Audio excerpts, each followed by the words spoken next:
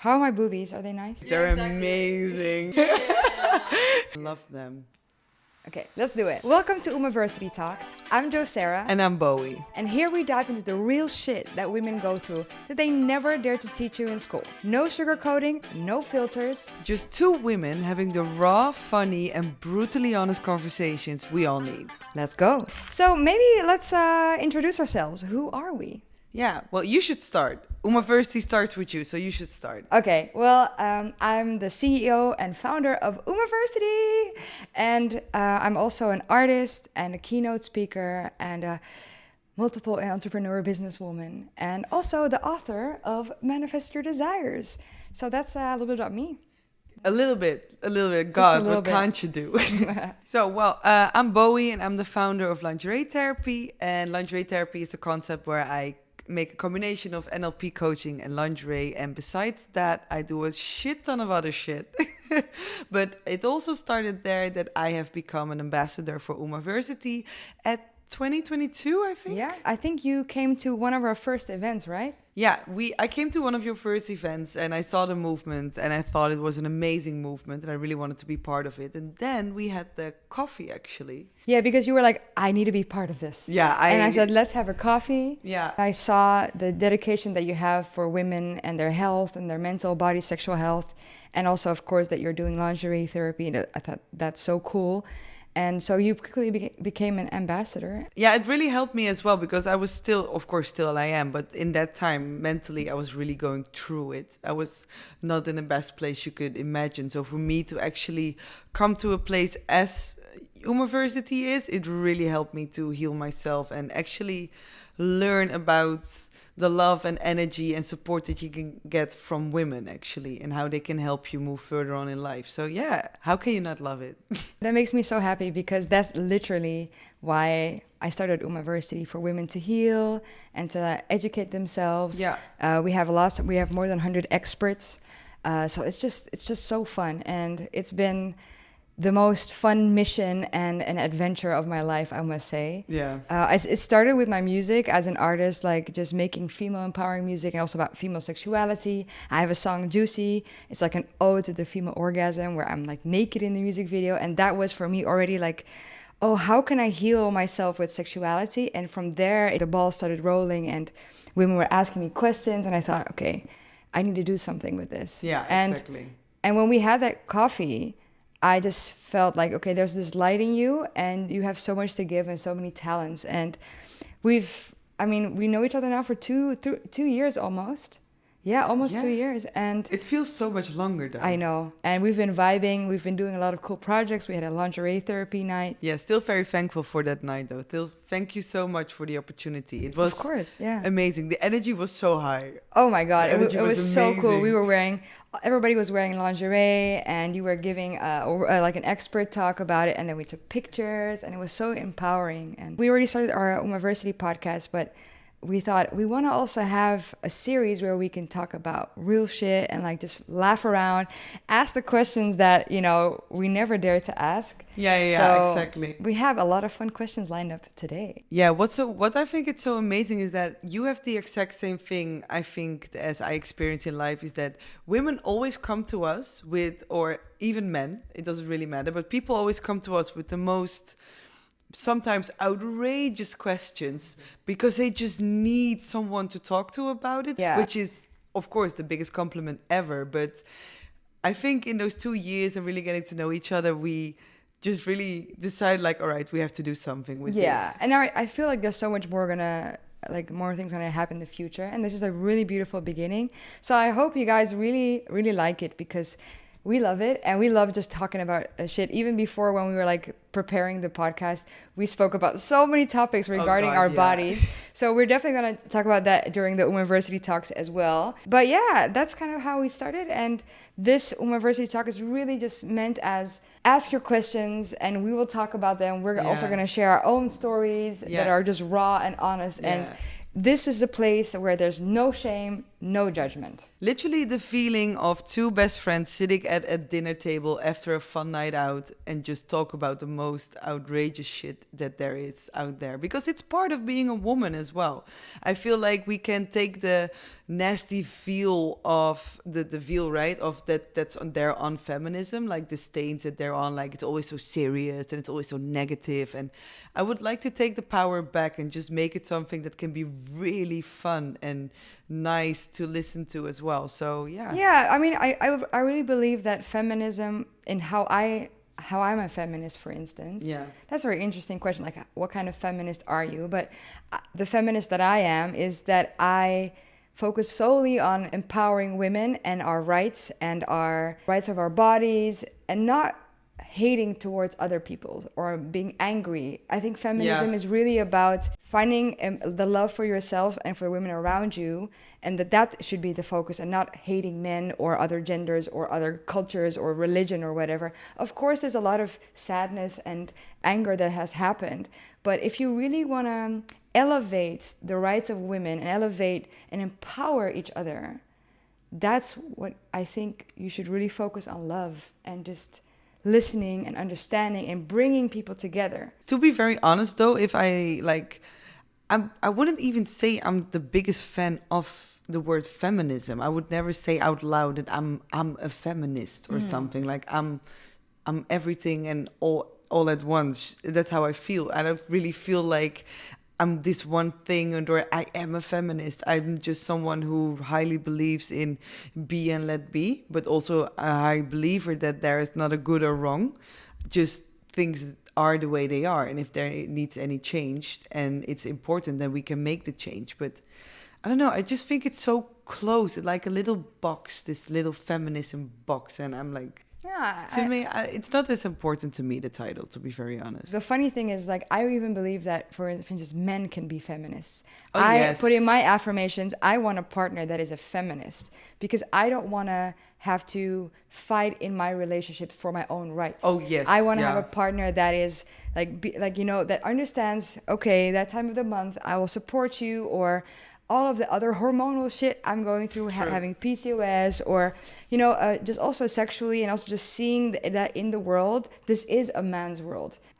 What can I do as a man, as your partner, to support you in feeling more empowered? And that's why I like the word feminist, and I call myself a feminist, and also my partner is a feminist, and that's why I love. So I love the different views. But it's very funny that you bring this up, because I actually grew up with feminist men, which is amazing. My grandfather is like this huge man of like 2.10 meters high. It's a really, but a very manly man, very big manly man.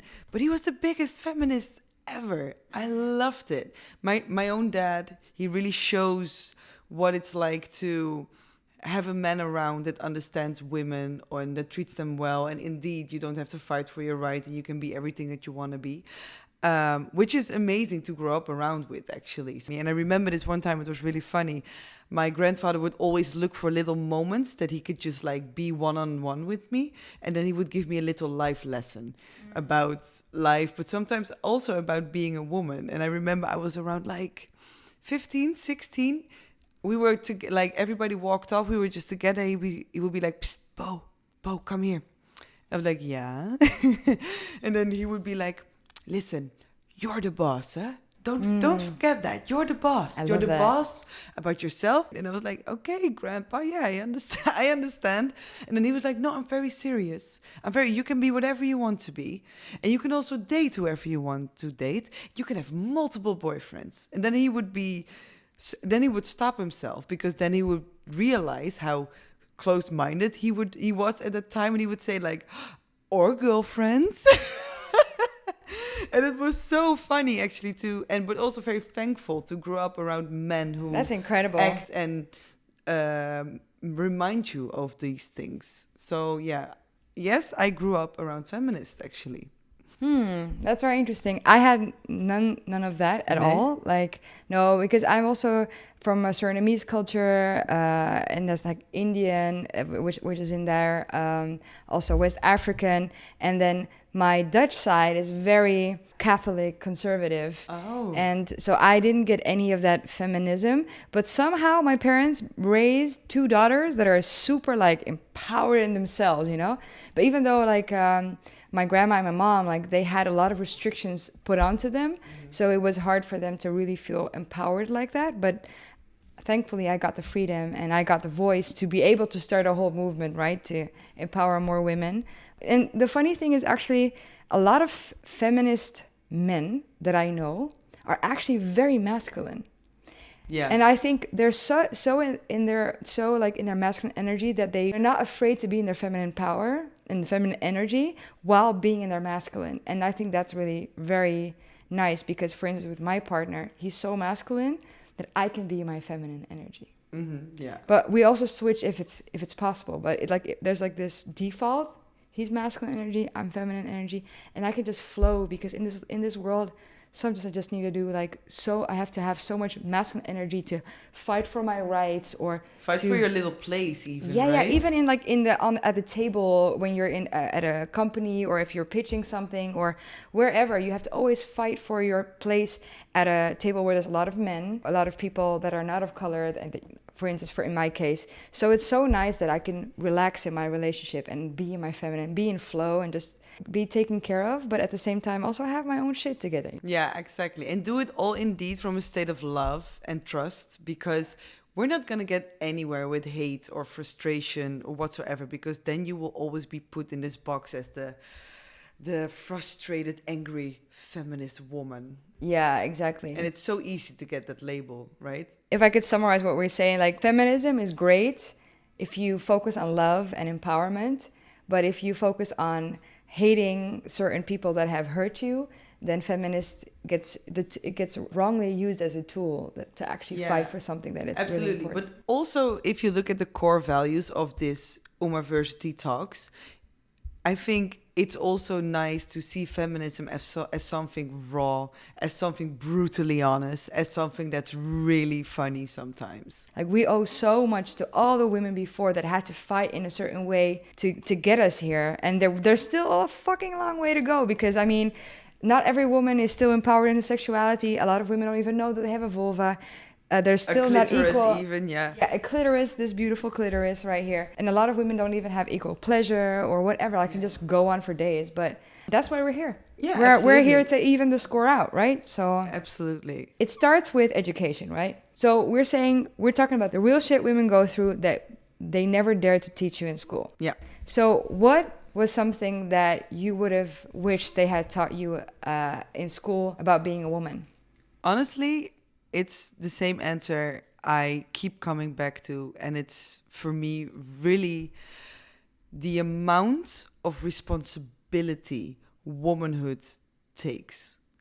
To me, sometimes I think it's so tough to be a woman. And it sounds maybe crazy because I love being a woman. But the amount of responsibility that comes with it, sometimes, honestly, it really stresses me out. Can you give an example? Take safety.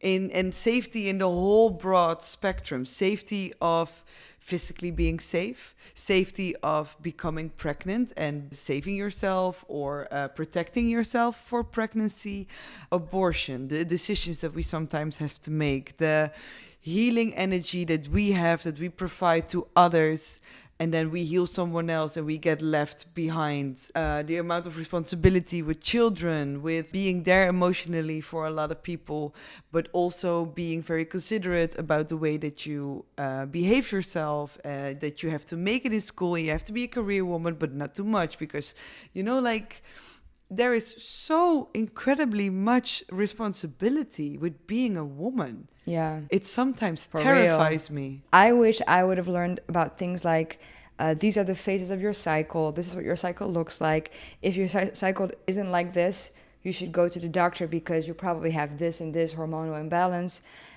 That's like what I would have loved to learn as a woman, because your cycle is pretty a big part of womanhood throughout your life, but also about the hormones that we have. And especially, I would have loved to learn about my pleasure. When I had sex ed in school, it was Here's just a banana and a condom. Enjoy. that's it. And like nothing, and it's all about the penis. And I mean, Yeah. we all love the penis, you know, but hello, I have a vulva and I have a clitoris and I have labia and I have so many parts between my legs. It was just one picture with just lines and just names, and that was pretty much it. And it's all about the reproductive skills that women have, and it's all about Not pleasuring. becoming pregnant. Yeah, and also don't get STDs. Yeah. It's more about the pleasure of the man. And I wish I would have had a picture like this. This is what you actually see. This is all interior, and this is exterior. So I didn't even know I had a whole organ that is dedicated to my pleasure. And I would have loved to learn that. I think I even like 2 years ago, I discovered that maybe. Yeah, Maybe it's a little bit sooner. A lot of women don't even know it to this day, so that's why I'm a strong advocate for it as well. But only 3 years ago in the Dutch biology books and high school books, did the clitoris fully make her entrance for the first time. And it's only one published book, huh? Yeah, I remembered when we had this conversation, I think like 2 years already ago, that we talked about it's like, you know, that only just recently they put the whole organ in there. Actually, this organ is basically the penis, but built differently. We all started as a woman. So the first 6 weeks of being an embryo, we're all women. We all have X chromosomes. This part, the little like pea-sized bulb that we see as women, is actually the head of the penis. For instance, the scrotum and the labia are the same material. Yeah. You know, and like I think this is fascinating because once you see the genitals like this, it's not, oh, the penis is better than the vulva, or, oh yeah, vulva, we don't know about it, it's all internal, we'll see. Yeah, it becomes equal. There's no good, there's no better, there's no worse. Absolutely not. But it's more like it makes us all understand better how it works. I remember when we had this really nice educational night as well at a university. It was a night at a university where we had a Umaversity night where the sexologist explained that these bulbs are just like the bulbs in a penis. Women can also get erect. We have to get erect. We have to get erect to actually protect your vaginal wall and your urethral wall for pain, rupture, and infections. UTIs actually come from not being erect enough, not being aroused enough as a woman. So this beautiful clitoral complex, and never forget it if you have one. I remember that night, so many women sitting in that crowd, and a lot of guys as well, being so fascinated by the fact that us women has to get erect as well. Yeah. We have to get hard. Yeah. And when we get hard, we get wet, and then we can have sex, penetrational sex. And they were so surprised. So how does a hard-on feel for you? I can actually feel my vagina getting a little bit cramped up, and then I'm like, oh my God, I'm getting aroused. But like a nice cramp, like not the one that you're in the bed like, oh my God, my toe. Oh, funny. I got more conscious of it when they actually, at Umaversity, when they teach me, as a woman, you get erect. And that's the feeling that you get when you're getting hard as a woman. It all made sense at that moment for me. I was like, oh, that's what I'm feeling. Yeah. That's what I felt in between my legs. Yeah. And hard-on feels for me like the whole area around the clitoral glands. So the labia are here. And so that feels really like it all just tingles and it feels awakened for a second, you know? Oh yeah. So yeah, I don't feel my vagina, which is right here. Yeah. I don't feel that, but I feel the labia over here. Yeah, I can feel this actually. Like that's what I feel. Interesting. Thinking about it now, yeah. Actually, I have a model of a clitoris and a vulva. I want to grab it. Oh, here we go. Getting the props out. Yes. So actually, there's a really cool organization called Chic de Pimo, which actually made this clitoris for me, especially, and for Umaversity, because I was speaking about the clitoris at a TEDx Talent Night, and I wanted to have a huge clitoris to show the whole audience what it looks like, because every woman and every other gender should know. So this is the clitoris, the whole clitoris. This is actually a flaccid clitoris, so it's not erect. The erect one is here, right? This is what you see, just this little part. So when you put the labia in front, it looks like this. So if you would think about this, right? So you only see this little bulb, but the labia That's exactly where I feel also the tingling. So I feel it here and all about here and here. And it's like a beautiful secret thing, but actually it should not be a secret at all. Like, it should be not even a mystery. Throne. Yeah, she should get a fucking crown. Because actually, women have 10,000 nerve endings in the clitoral glands. The same part is in the men is the head of the penis, and the men have half of that with a nerve ending. So that's why women are so sensitive. If you're a person that has never understood the clitoris or the female pleasure, one tip for you: do not rub real hard from the very beginning, because there's so many nerve endings, and I beg you, take it easy, take it slow. So what would the ideal sex education look like for you? Oh, that's a really good question, actually. I don't think there is an absolute ideal, to be honest, because we have to deal a lot with so many different cultures. But in the end, there will always be this red wire of sexuality within humans. I think the ideal sex literally just starts from the very, very beginning. Just literally looking at the organs and then teaching about the organs and literally practically how it works. Really look at the anatomy, which is really important. But we really have to talk so much more about the mental sexuality part about it. That we have to talk about the safety and the mindfulness. And I don't think, for me, if I speak for myself, there is nothing that arouses me more than sexual safety and mental sexual safety with a person. I get that. Yeah. Don't give them a penis and a condom, please. Just give them the right anatomy that you have to look at. Make them understand how the organs work, and then make them understand how the mental safety and the mental sexuality works. I think that's really important, and we're just missing that. Yeah, true. Yeah, I guess for me, the ideal sex education, as the leader of Umaversity, I talk to so many experts, and every time I talk to an expert, I learn so much. So I do think sex education will always be evolving with what science, for instance, new research brings. Yeah. What I really find really important is that we exchange within cultures what are their traditions and customs that have been around for thousands of years that heal or treat certain conditions. That should also be in education. But first, with sex education, we need to start with boundaries and consent and safety. The pillars of intimacy are safety, communication, and pleasure. And I think we can already teach kids this. And then after that, we should teach them about the anatomy of their genitals and their sexual organs. Because every little girl or human being with a vulva should know that it's called a vulva and not the vagina, and how to protect yourself from STDs and pregnancy, all of that stuff if you don't want it. But that comes along with knowing anatomy. Exactly. That comes along with the biology of it. And besides that, also learning about pleasure. Because the thing is, kids nowadays, like around 10 years old already start with sex. So if you don't... Really? Yeah, it's really young. So if you don't teach kids about how to have consensual and safe and really fun, like, pleasure during sex, mutual pleasure also, then they're going to get trauma. And sexual trauma, I've seen it.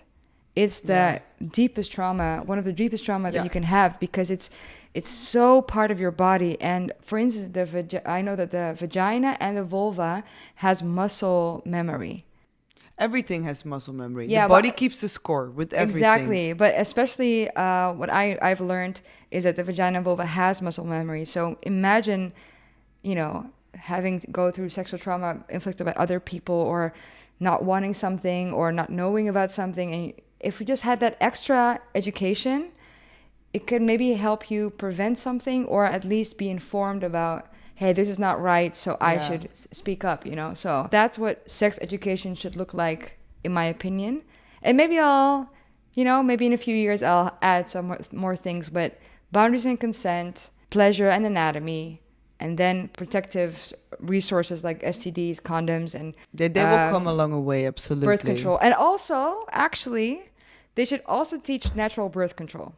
Natural birth control actually has better numbers and better rates of preventing. Yeah, absolutely. If you follow the protocol. So if we teach young women, people with vulvas, that they can have natural birth control and how to do that, it will also save a lot of hormonal disbalances caused by the pill or the whatever, all of the IUD and stuff.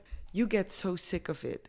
Everything that's synthetic, we just get pumped full with these synthetics, and it's very damaging for your mental health, for your physical health. So I absolutely agree. But that all comes along again with, of course, biology classes as well. Everybody in the classroom will be taught about their hormones, literally how it works. So if you're a male, how it's like straight. If you are a woman or a person with a vulva, that it literally just fluctuates the whole time, and how the seasons of the year go through your body as well. I really wish I'd learned that. Because men have a 24-hour cycle and women have a 28 to 36 cycle, of course. So it's a huge difference. And this world is definitely designed for a 24-hour cycle. Because the days, the dips for men are around 5-6. Yeah. And so that's why also we start work at 9 in the morning and at 5-6 we stop. And that's also, where men have dips. But for women, I mean, we could have a whole dip for a week because we're in the menstrual phase in that week, for instance, So it would be so nice if in the future our kids can learn, hey, I'm going to plan my work around my cycle. I also think with sexual education, what really is going to help is, of course, breaking the taboos. Because the moment you break the taboo, it means that there is space to get knowledge from this thing that we didn't dare to talk about. When the taboo is broken, there will be space to actually do research in this field that never spoken about. Yeah. I mean, we're getting more and more there. Like it's evolving, and I'm seeing a huge difference with like 10 years ago. Mm-hmm. So I'm really grateful for that.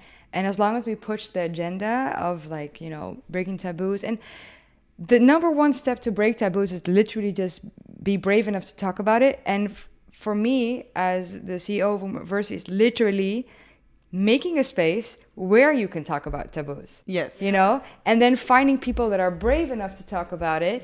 And then at the same time, because when you break taboos, you're actually giving people more flavors to work with than they already knew before.